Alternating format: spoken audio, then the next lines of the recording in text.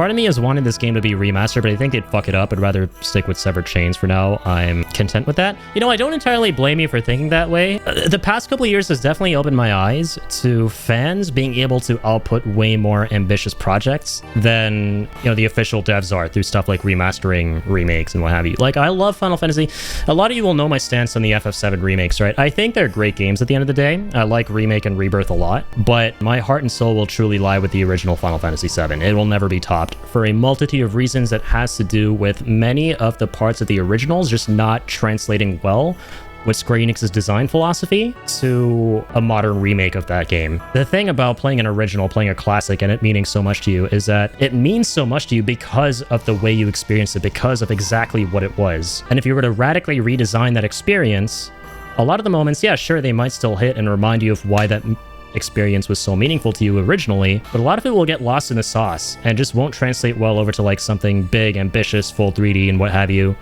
And I think that's where, you know, the FF7 remakes definitely lose a lot of the mojo, especially with their big radical decision to make them a sequel in disguise, right? That whole thing they're doing with the timelines, the fate ghosts, the dementors, all of that, which I firmly believe shouldn't have been the case to begin with. I just think that's all really strange and bizarre, and I'm hoping they stick the landing with what they're setting up there with the third game. I love these games with my heart and soul. Nothing will ever shake my love for Final Fantasy VII. It's really sad how it's hard to have a civil conversation with a lot of fans these days about the state of FF7 and just FF in general, right? If you try to like just subtly critique these games and go, okay, here are some issues and pain points I have, but you're ultimately coming from a good place with good faith, and you're basically treated like some kind of Final Fantasy terrorist. You know, like you're a fake fan, you hate these games. The fandom can be a bit rabid. So it's just a little sad right now where we're at with the state of like remakes in a lot of ways, where it's like, you have to like this because the original was amazing. And if you don't like a single iota of this, that means you're a hater. You never liked it to begin with. And I don't participate at all in online discourse about this stuff because I just know what the internet is like.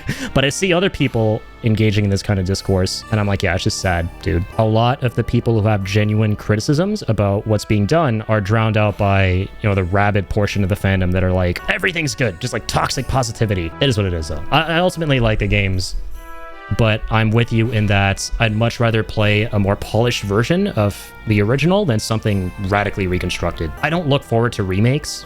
I get excited when a remake is announced because I'm like, okay, this company, they've been cooking. Like, if you look at Capcom, right, with Resident Evil, I fucking love their stuff. I think they're one of the best companies right now besides FromSoft. They've just been nonstop cooking. So the Code Veronica remake, I'm looking forward to that, right? I don't want it. I will never actively wish for a remake at this point. I've changed it a little bit. But if it gets announced and the people behind it, they've proven to know what they're doing, I'm going to be more excited. With stuff like Final Fantasy and Square and, well, Sony, we don't know what the hell they would end up making, right? That remains to be seen if they were to do something with Legend of Dragoon. There's always going to be way more skepticism from my side, for sure. I'll get excited if it's announced. I'll play it out of curiosity because I love the original. But I'm never going to be like, oh god, they're remaking, it's going to suck, because the original will forever be there. You know, I've gotten used to the enshittification of a lot of things to where I'm now conditioned to think that, hey, if something sucks now, at least the original is still there. It was harder before, especially with TV shows and stuff, to have that attitude, but now, you know, many people just assume remasters and remakes are the same. I wanted an FF7 remaster and said they remade it from the ground up. I really tried, downloaded the demo, gave it an honest shot, but the classic build was nothing comparable to the turn-based original. And yeah, again, I completely feel you on that. I like the games at the end of the day. Ultimately, they do more right than they do wrong, but what they do wrong really does stick out. I would much rather play something like a heavily modded OG FF7, which I am, with New Threat and all the Seventh Heaven stuff we have going on, and something like that, but for Legend of Dragoon, one day in the future, like 40 years from now, when it's at that level of Seventh Heaven, then get like a full-on remake. But I'm not, you know, I'm going to go and buy the remake so and play it all the way through to the end, is my whole stance. It's what Charlie Moist Critical said recently, right? You're allowed to like something, but not like parts about it. It now just really feels like if you even mildly critique something, you're a big hater. You know, you just don't like anything about it. My whole thing on the remakes is like, it's more nuanced, right? I don't hate the games. I'm going to be like rabidly excited when there are new trailers and stuff that drop because I love these characters in the world. But, you know, when I'm going to bed at night, I'll be like, but what about this? What about that? You know, it's nuanced, right? I remember doing the Scorpion mech fight and I just set the controller down until I needed to use a potion. The game literally played itself. It's not fun to me. See, I like the combat a lot, but yeah, I'd understand, especially if you played E33, right? And how it shows that turn-based can still be done in the holy 2020s, and people can still go out and have a wonderful time. It really makes me wish that FF7 Remake went for something similar. They didn't completely abandon the turn-based roots. I don't have a problem with the bullet time, real-time combat, but god, man, after E33, holy, just imagine that, right? I saw this short from Sebi Webbs, who was very outspoken about the remakes. I saw this short from him a long time ago where he was talking about how, imagine how cool it would be if during the Scorpion fight, right, the Scorpion puts its tail up and is coming down for like a really powerful strike, and you like do these perfect parries like in E33, Cloud and Barrett, and then they retaliate with this like, you know, expedition counter type thing. Holy fuck. Like, turn-based can still work. It doesn't have to be like E33, but that game proved, those developers proved that there's still interest. People are still madly interested.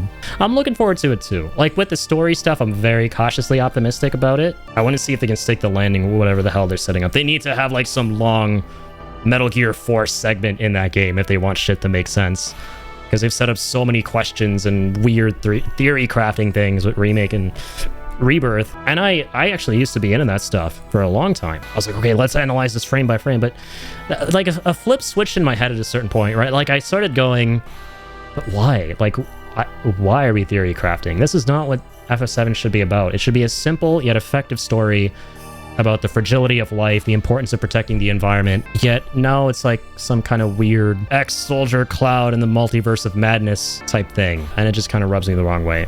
That instead of being excited, instead of feeling sad, instead of feeling crushed, instead of feeling elated, all these emotions the original evoked in us, we instead feel, what just happened? I'm confused. Let's go watch like a 50-minute YouTube analysis. Like, I don't know, man. I like the compilation overall, I'll say that. Like, it can get really campy and what have you, but Zack is just a fucking man at the end of the day. And I grew up at Crisis Core, so always a soft spot for me with that one. Like, I came to learn many years later when I was like older that, oh shit, apparently these characters suck. Like Genesis and Geo, people just don't like these characters. Because when you're a kid, you think everything is awesome. Like, awesome! Exactly, like Zack would say it. We're gonna fail! But then when you get older, you're like, oh. Apparently that wasn't cool. But no, I still love those stupid, silly idiots. For a lot of the pain points people had about Crisis Core, Zack was not one of them. Like, Zack has continually, unanimously been the highlight of that game for a lot of people. Where it gets weird is when you have like weird fucking theater kid Genesis assaulting your eardrums with pretentious poetry that makes no sense. And Gilles just like going on some long spiel where you go about honor and dreams that makes you just go, sir, this is a Wendy's. You know, like all the moments that interject this stuff from OG FF7, because it's a prequel, right? A lot of people are like, oh god, eye-rolling stuff. Who are these characters? Why should we care about them? Square can be very hit or miss, man. Absolutely. At the end of the day, I like their stuff more than I dislike it, but, you know,